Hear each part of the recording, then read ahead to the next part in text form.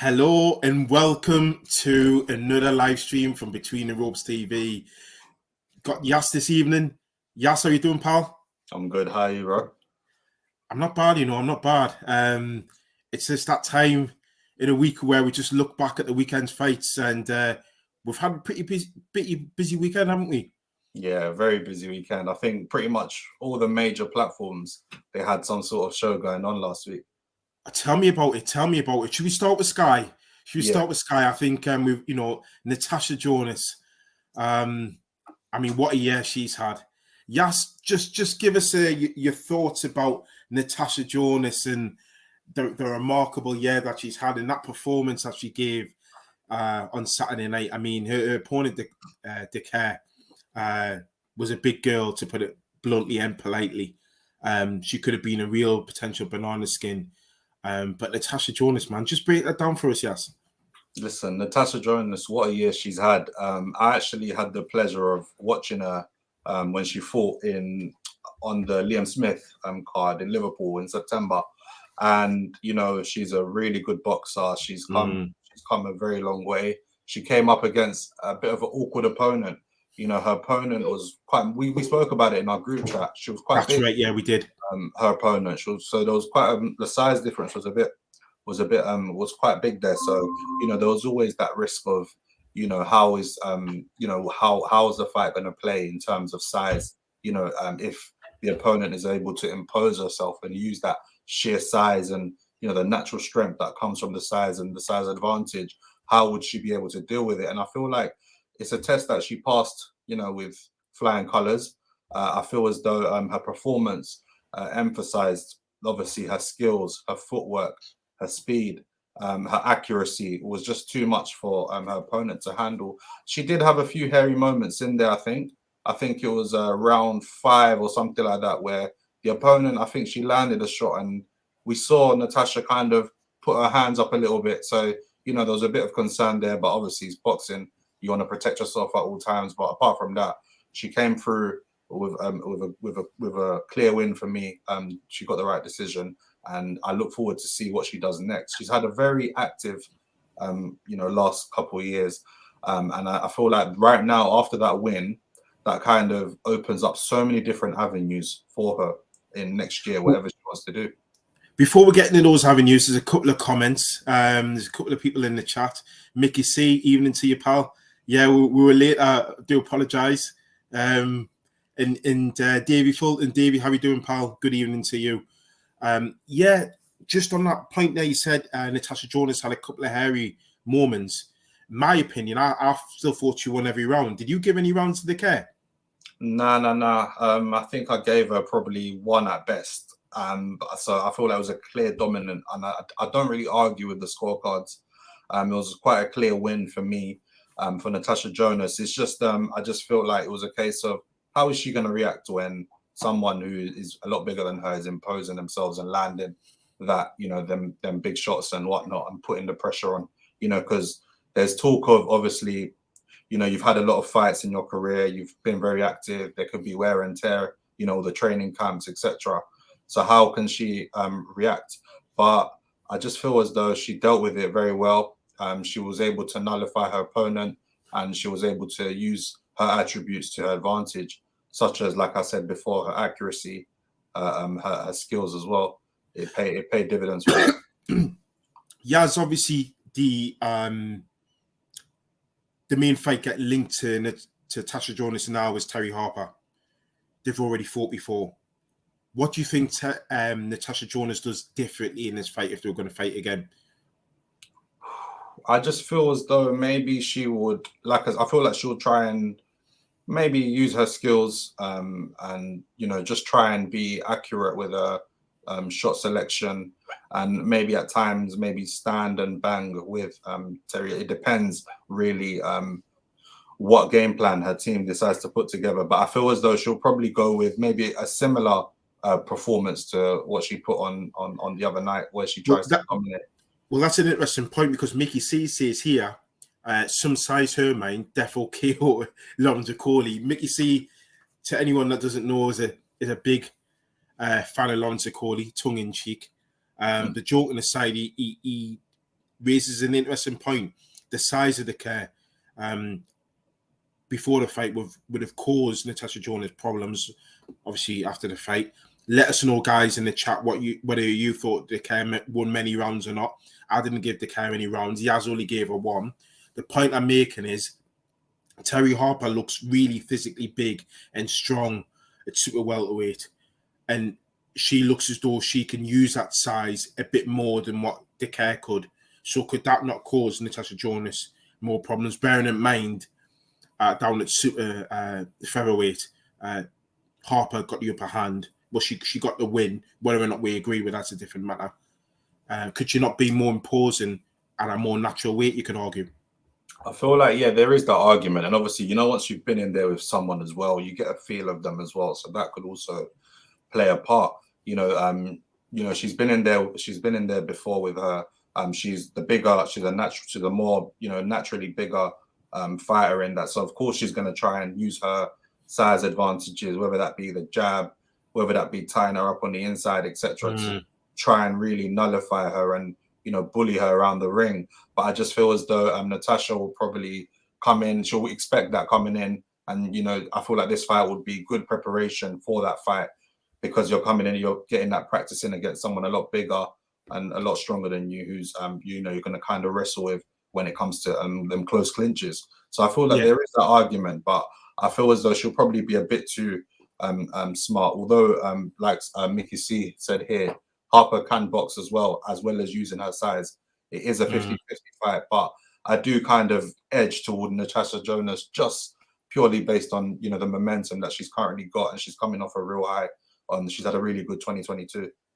Yeah. I although I agree with Mickey C's point here, I do worry about the long, sharp punches from Terry Harper, who I think will use her size a bit more effectively. But it is a really interesting fight, isn't it? A couple of more comments he has for the next topic. Jack Hughes, let the punk talk. He says, hello, lads. Hello, Jack, and I hope you're having a good evening, pal. Thanks very much for tuning in.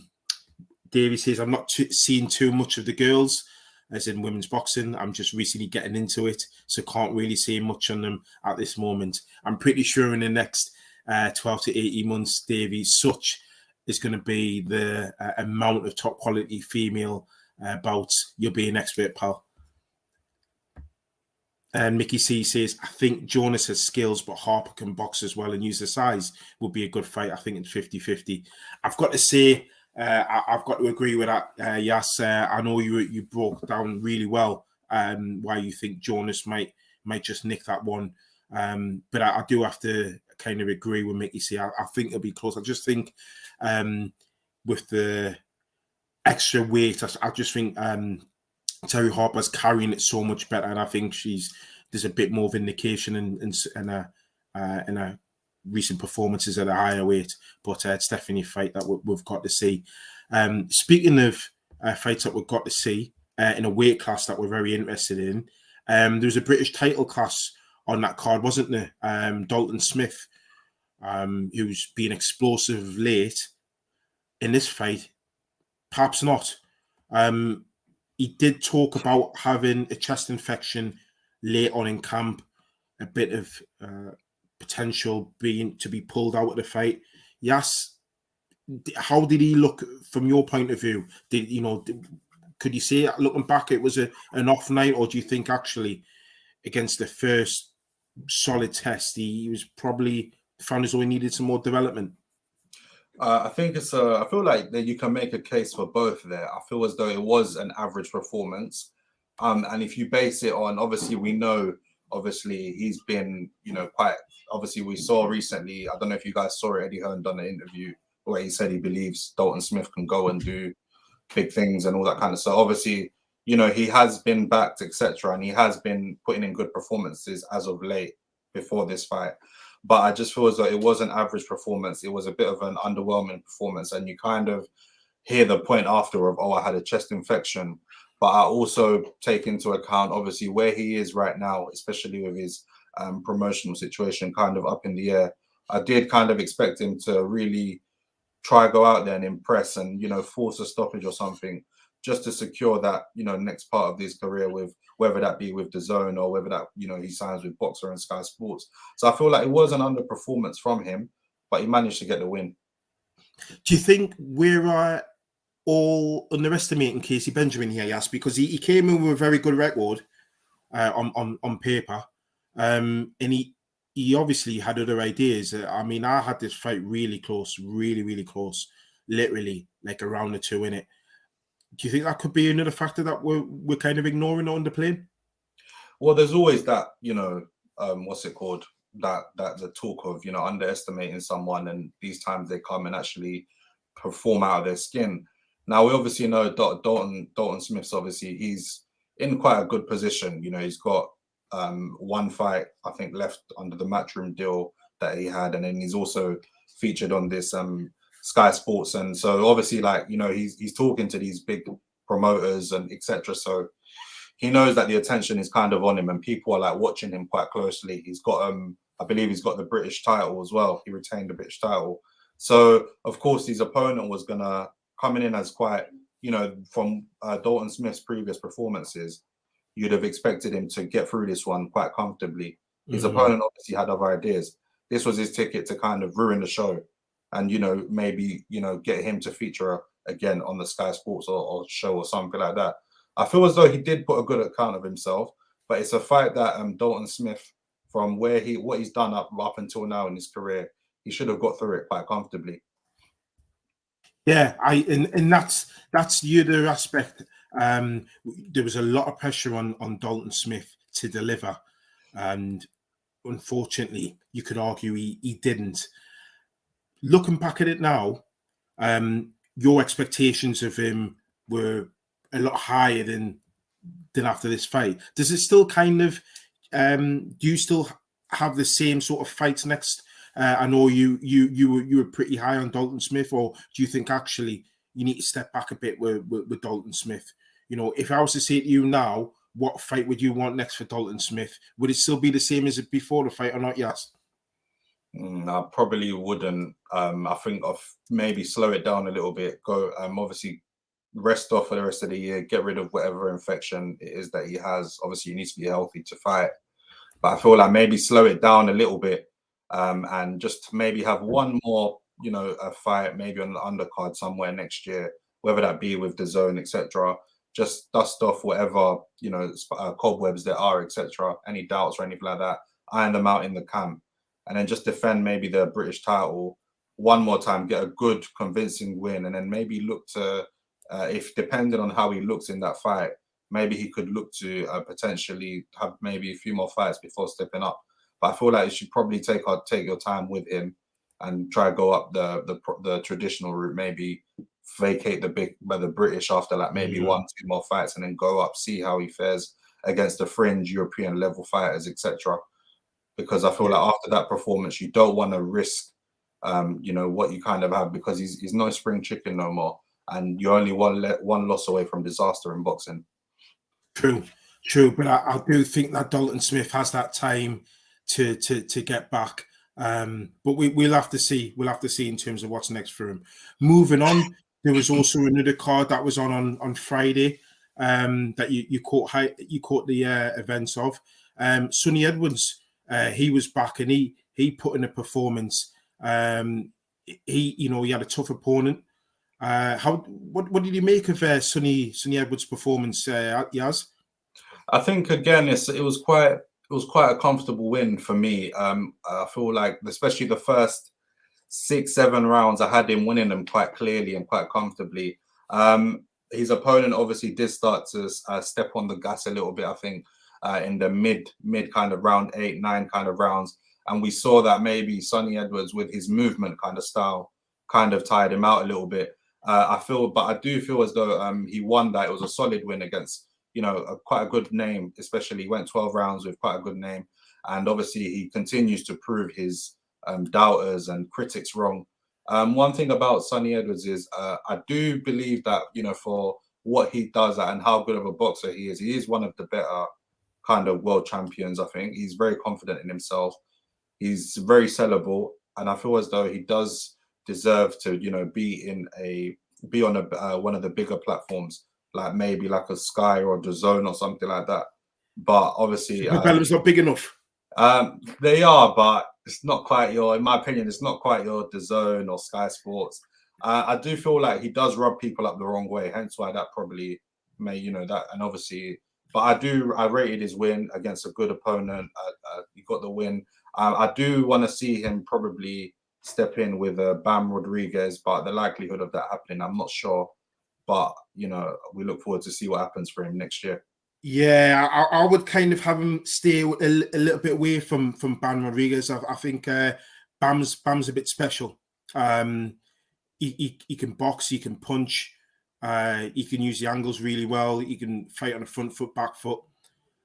He's pretty much all wrong for Sunny Edwards. There was a moment in the fight with Felix Alvarado just gone there with Sunny Edwards. I wanted to get your thoughts on where Sunny Edwards. I mean, when Sunny Edwards on the back foot, he looks absolutely majestic.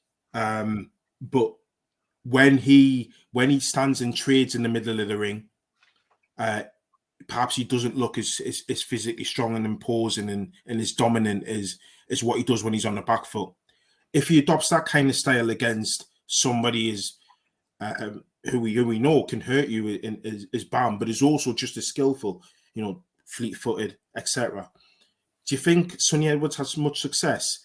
For me, Sunny Edwards stands more success against probably a brawler, somebody who you can pretty much evade. Somebody like Bam Rodriguez, or do you think actually he's equally as skilled? His timing is just as good, his hand speed just as good. How do you see it between the two of them? I do agree with your point. I don't think he can stand and trade with a Bam because his record does speak for itself. He's got 19 fights, 4 KOs or stoppages, something like that. So he's not exactly the biggest hitter in the world. He's like a boxer. So of course it wouldn't make sense to stand and trade with a puncher on the inside because essentially you're gonna, and we've seen obviously his last opponent, I think he hit him to the body and he kind of took the wind out of him a little bit. And someone like a Bam Rodriguez, he's going to capitalize on that. He's going to go to the body, he's going to go to the head. He's also got excellent footwork as a form of defense. So he will attack you and use his footwork to get out of range, make it difficult for you in there. And he's got the equalizing power shot as well. So it would be stupid for him to stand and trade with someone like a Bam Rodriguez.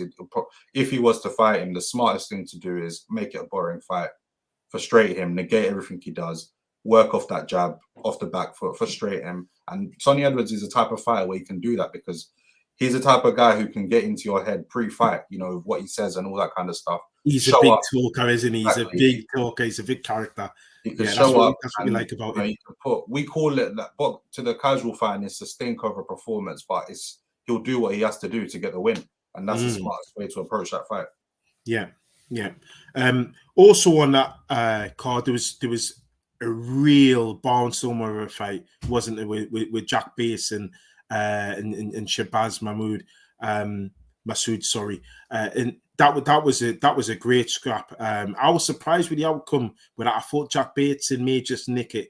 I mean, what were your thoughts about that, Yas? Because obviously we know Masood, trained by Ben Davison, of course, and that was quite an impressive performance by him. Would you say that was his coming out party? I would say so. Up until now, probably, yeah. That was probably, that performance that kind of, allow him to probably sell more tickets in his next fight, or make people raise an eyebrow towards him, kind of thing. I feel like it was a good performance from both guys. They put it on the line. They really fought it out. And I agree with you. I do feel as though it was very close. And it depends on what you prefer. One or the other could have edged it. Unfortunately, I didn't really get to catch the full. I just saw snippets of it, but it was an entertaining fight. And yeah, so I feel like that was a good fight. I think it was for a British title as well, wasn't it? Yeah. So British titles are always special as well. Yeah, they produce some. A fascinating fight over the years. We could be here all night talking about which British fights we've loved the most. But before we move on to Josh's favorite topic, talking about Mayweather and the YouTubers, I don't know whether you got a chance to catch the BT card that was also on Friday and see the emergence of Liverpool featherweight Nick Ball. Did you catch a glimpse of that? Yeah, I managed to catch a glimpse of that. Nick Ball, what a guy! I mean, he came out, absolutely destroyed his opponent in one round. You know, I feel like I really like Nick Ball because he's got this kind of like no nonsense kind of style. Put anyone in my way, I'll chop them down slowly. That's the style that you like, though, Yaz. Though, let's be honest, that's the style that you like. That's my style. I like guys who come in there and really just get to work, don't play around. And he's in a very he's making a lot of noise. And I know top guys in the UK will probably be looking at him and thinking, I don't need any of that work right now because you know he's on really good momentum. He's a popular kid. The featherweight division in the UK in itself is thriving. And that's sorry to cut you off there, Yaz, but it is thriving. It is thriving, isn't it? But it's also thriving across the continent in Europe. You know what I'm going to say? Let me build it up, though, Yaz. Let me build it up. Let me have my moment. And also internationally as well. But obviously, a couple of weeks ago, we just saw Kiko Martinez pretty much annihilate Jordan Gill. And you know what happens when you see somebody in this country doing so well domestically? We can't help ourselves but talk them up and put them in with a name who's still dangerous, in my opinion, in Kiko Martinez. Do you think Nick Ball's ready for that fight? Because we saw what he did to Jordan Gill, and Jordan Gill was probably at a more advanced stage than Nick Ball. Or do you think actually you would want to pull back on that? I feel like maybe let's see how Nick Ball probably have a fight early next year, and then from there we can make the assessment. I feel as though Nick Ball needs more rounds. He needs more tough rounds before going in there with someone like a Kiko, because Kiko is very seasoned. He's people make reference of his age and whatnot. He's past it, but the last thing to go is your power. He's very crafty. He's got the ring generalship. He's been in there. He's done the hard rounds. You know, he was up there arguably as one of the best at one point. Yeah, you can't take the risk, especially when you've got. I feel like for Frank Warren as well, when you've got someone who's got the potential to go and be a big name within the UK, like just build him up slowly. Take your time with him, and I'd probably like to see him feature on a few undercards, maybe up that way in the northwest. See him feature on maybe a card in Liverpool or Manchester. He could really grow his fan base, get some good learning rounds. But I don't think he's ready for a Kiko Martinez just yet. I'd probably let him have one more fight and then see from there before putting him in. I've got to say I agree with you, Yaz. I just think it's a little bit too soon for Nick Ball. He's not my particular style, but I do like him. I do think he's aggressive. He's obviously physically strong, and he's definitely one to watch. I think Jack Hughes agrees with you as well. He tips Kiko to beat Ball, and you've got to agree with that, surely. Kiko's far more seasoned, mature, wily, knows his way around the ring a little bit too much for Nick Ball there. But also on that card, I mean, a good little win for the likes of David Alele at heavyweight. Obviously, Frank Warren will make out that he's the next coming, but keeps him busy, I suppose. Yes. Yeah, I caught up with his highlights last night. David Adelaide, I think he got a stoppage win as well. He did. A Mexican fighter. Mexicans, we know they come to fight, they're tough, etc. But the guy that he was in with, I feel as though David Adelaide, he's another one. We should probably take our time with him. He's very young. He's still young for a heavyweight. He's 25 years old, 10-0. Let's see him he probably needs another 3 fights of them before stepping up and fighting for, a British title or something like that. There's no need to rush with him, because when you've got the likes of, these guys, the Fabio Wardleys, Nathan Gormans, I don't think he's quite ready for that. But nonetheless, it was an all right win for him. Standard routine win. I do want to see him more active though next year. I don't obviously there's a lot of fighters who have probably been less active than him. He's fought twice this year on the Fury undercard and the other night. I think we should probably look to see him out at least 3 times next year if possible. Maybe out once every 2-3 months next year. And yeah, that'll do wonders for his development. Fair point. We've got Michael Orr who's just joined us. Michael, how you doing all the way from Canada? Nice to have you on, Michael. Appreciate it. We've got another comment from Jack. He says, I used to train with David Ali there for a little bit. That kid at 17 was knocking out fully grown men. I mean, he's some size. There's obviously some bit of potential there, but I mean, he did come unstuck. A couple of fights ago, he did look as though he lost that. He was up against a Polish sort of like journeyman, but it's about the learning and improvement. Now, I don't mind if he's fighting twice a year. Yes, I must admit, and he's doing that learning in the gym, and he's not making those mistakes on fight night. But at some point, he is going to have to be in, and he is going to have those tests, because, like you were saying there before, you have got the likes of Fraser Clark, you have got the likes of Johnny Fisher's coming up. You've also got like Fabio Wally in there. Jose Stewart as well. He had a draw last time out, but he's coming through as well. So there's a group of heavyweights coming through. And really, for me, he's not a standout name of that batch yet. Who knows who will come out on top of them? But he needs to take advantage of these learning fights and really start to get these act together. A couple of more comments. We've got Josh. We're just about to talk about his Mayweather, but he's making a comment here. Frank Warren in the Mayweather saga, then throwing shit show Tommy Fury. Probably best I'm not on tonight, gents. Yeah, I miss his Frank Warren little shoulder roll. So we'll get that from Josh when he next joins us. Talking fight, yes, lads. Thank you very much again, all the way from Canada, joining us. So we appreciate it. We appreciate it. Let's go on to Josh's favorite subject, then, the Mayweather card. I mean, what a mare that was! What a carry on that was! I mean, how many fights got called off in the end? Honestly, I was just chilling really before the show really got started, and I'm just seeing this fight got pulled off. This fight is saying they're leaving the hotel and leaving Dubai. It's like, it was just, honestly, it was a shambles. You got fighters not making the weight. You've got, John Fury squaring up to Jake Paul ringside. You got, it's just all a mess, honestly. There was a big delay in the ring walks, obviously, for the main event. And I think, obviously, people were saying on Twitter that I think there was an issue, there was a dispute going on backstage with the gloves or something like that. So it was honestly just a nightmare, to be honest. But where do you want to start with that? Do you want to start with the main event, or? Yeah, we may as well start with Mayweather. I mean, it was, I don't know what you make of it, Yaz, but Mayweather seems to enjoy these little gimmick performances. I mean, he just kind of like walks in and around the ring. He dances in there. I mean, so would I if I was getting paid what he paid.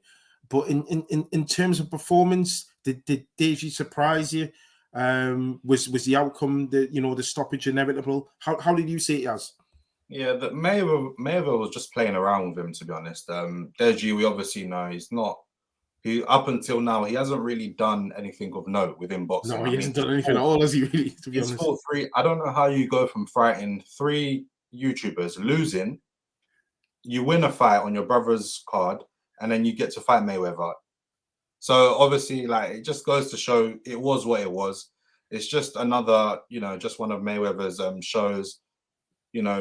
Basically, like I said with Josh the other week, it's a legal bank robbery. So, fair play. They get paid. Deji gets his, he gets to say, "Oh, I've been in there with Mayweather." And I think he put out a tweet today saying, I gave Mayweather a black eye or something like that. So it's just one of them. It's not real boxing. It's not really what people like us will tune in to watch. It was just a circus from top to bottom, to be honest. Yeah. We had fighters we had professional fighters squaring up with influencers. It's just all a mare, to be honest. And as for Tommy Fury, he's a joke and he's an embarrassment to boxing. Honestly, I can't. It's like, yes, you're a massive fan of Tommy Fury. Nah, never. Listen, we've had a couple of comments, yes, and I'll just go with them.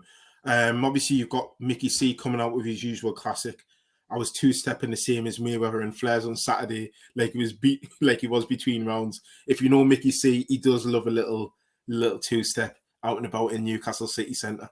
And then we had one from Michael Orr saying it's about Mayweather keeping his name relevant. That's why he's doing these sort of exhibition fights and that he loves it. I mean, I have to agree, but the sad thing is, as he keeps winning, it means these are just going to keep coming. Unfortunately, do you agree with that, Yas? I do agree, because it's like a case of, all right, who next? Do you know what I mean? Like, Mayweather, he loves a pound note. All of us, let's be real. But the money, does he really need it though? This is a man who his net worth is off the chart according to the internet. But he spends a lot of money though. He spends a lot of money. Gives a fair bit. I was gonna say, we don't know what he could have probably blown it. Like, he could be doing it for his own reasons, but from like Mayweather, from what we know, he's got more money than he could ever spend in his lifetime. That is life-changing money to me and you. That's like pocket change to him, right? With the lifestyle that he lives, well, that he shows us anyways.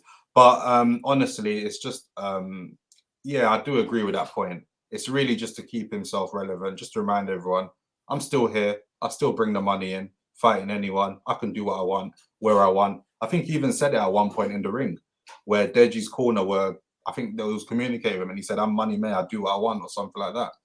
But it is what it is. Like, what can we do when you've got the likes of arguably Hall of Fame fighters like him doing that? What do you think these other fighters are going to do when once they've won a few titles and whatnot, and they've got a bit of a name? Of course, they're going to go do the same thing.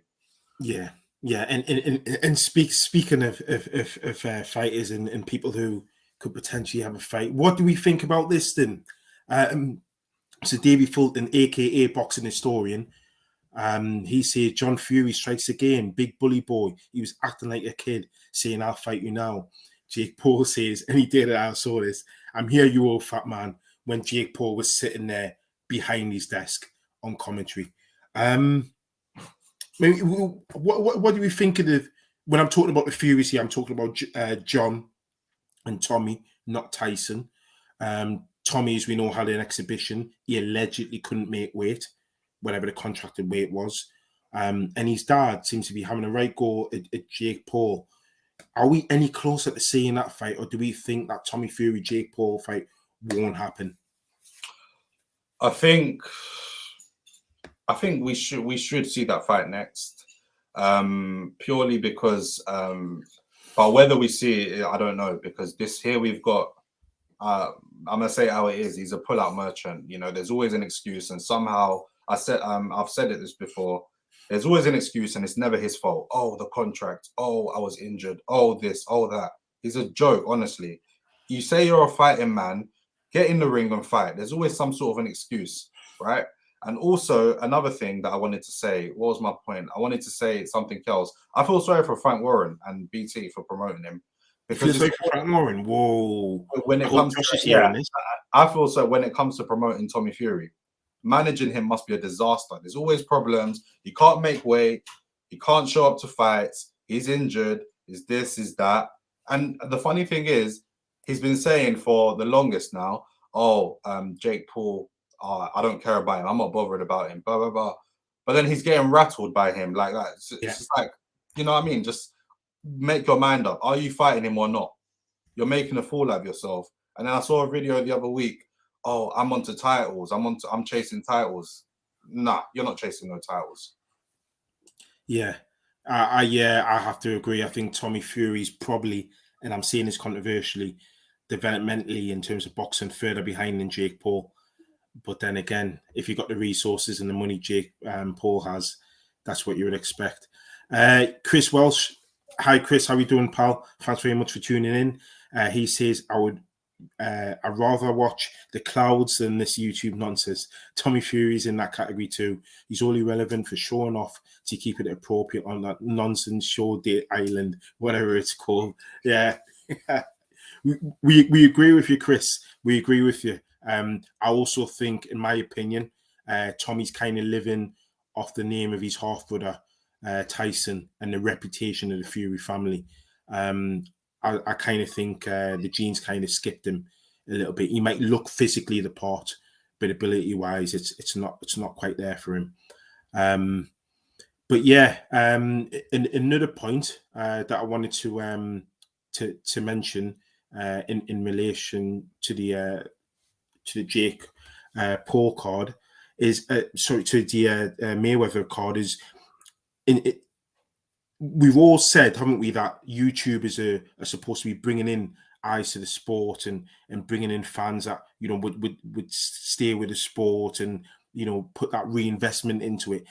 When you've got cards like that and the controversy it caused with some of the fights being called off, and I think there was that Anthony Taylor, a former, you know, opponent in some of these YouTubers fighting another guy from Love Island, Jack Fincham, that was going to be called off as well.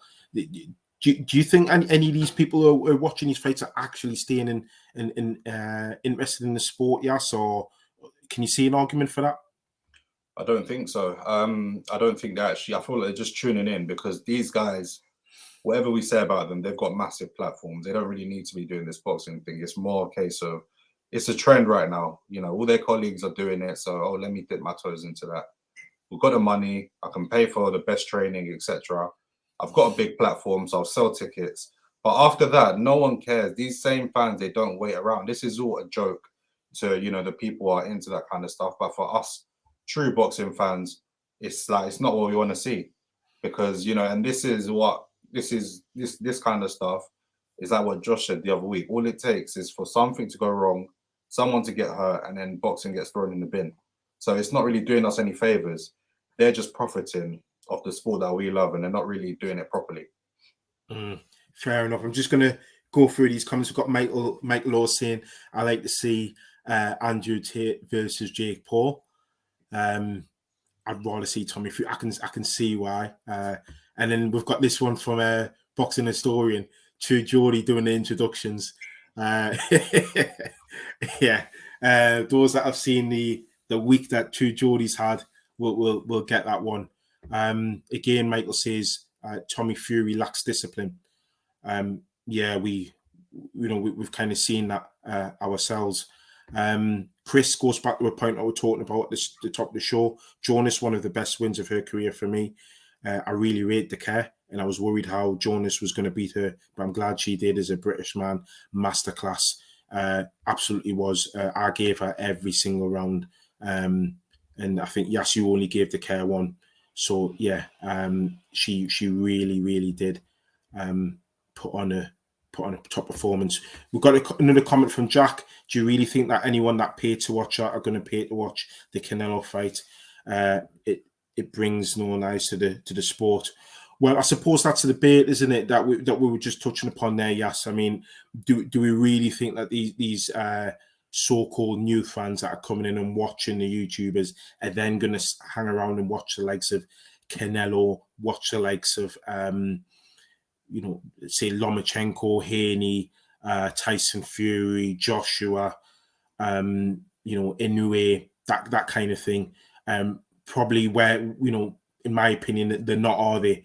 They're clearly just interested in the main fight, or watching Jake Paul, or maybe watching Mayweather against Deji, and that's them for the evening, which then contradicts everything that allegedly they were supposed to be bringing to the sport of boxing. But another point that Josh has made up while we've been chatting, yes, we've been talking about certain fighters only fighting a couple of times a year. Josh has been clever, like he usually is, and thrown a couple of names such as Callum Smith, Joshua Boatti have also fought a couple of times a year. What do you say to that, Yas, in terms of nobody's having a go at them and their development, and those fighters only fighting a couple of times a year? 100%. Do you see the argument for getting those fighters more active, or can you see why they would only take a couple of fights? Bearing in mind, Callum Smith, when he fights, he tends to be on the big bills, i.e. the undercard of Anthony Joshua. So financially, you've got to think about whether that's viable. Yeah, well, I just feel as though it's a case of I feel like that comes as part of this whole the zone going global thing with Eddie Hearn, because if you look at the likes of Callum Smith, I'm pretty sure if Eddie Hearn really wanted to, he could put out a really good card in Liverpool. The Smith brothers are well known. It would sell, you know, let him headline a show maybe, or put on like, you know, with a really good card, because Callum Smith is exciting. He's fought on a few of the last AJ undercards, produced knockouts, arguably one of the best, probably the best light heavyweight in the country for me right now, in the UK. So I feel as though I just feel like that whole the zone matchroom going this whole global thing, they're focusing more on abroad than here. Now, obviously, them fighters, they don't have the big appeal in, you know, America, etc. You know, a lot of their fans are here and they're hardcore kind of fans.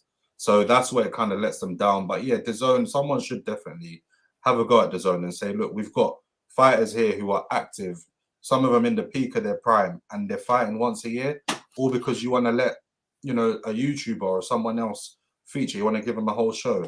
Buatsi last fought in April May against Craig Richards. You know, it was, yeah, he got 12 rounds in, but Buatsi's activity hasn't exactly been the best for his development. He should be way ahead of where he is right now. There's been a lot of stop and starts, you know, with the hand injuries, etc.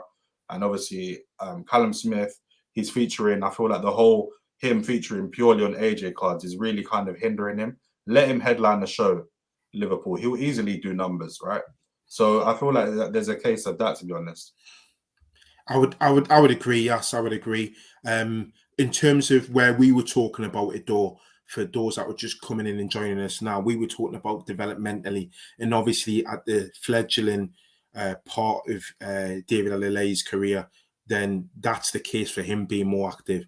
Obviously, the names that have been mentioned in the chat, Buatsi, Callum Smith, is slightly beyond that, and obviously they've got the amateur pedigree as well, the extensive amateur pedigree. But yes, I would still agree, because I can see both sides, that Buatsi and Callum Smith do need to be a bit more active than what they actually are. And when you just on that point there about selling out shows, you were talking about Callum Smith there in Liverpool. A good point there by Michael Orr. Says that Jake Paul only sold 600,000 pay-per-views. It depends on what you think of that, because you might look at that and think, well, that's not a great number, but considering, you know, it's Jake Paul, you know, yeah, perhaps it should be towards the upper end of that. But having said that, maybe the numbers are starting to dwindle for Jake Paul.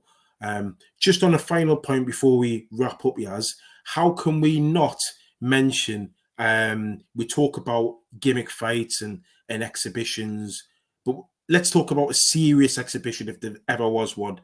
We had the return of two legends at the weekend, Ricky Hatton, Marco Antonio Barrera. Ricky Hatton with arguably the ring walk of the year. I mean, it was good. It was good to see him back. Good to see him fit and healthy. As what do you think?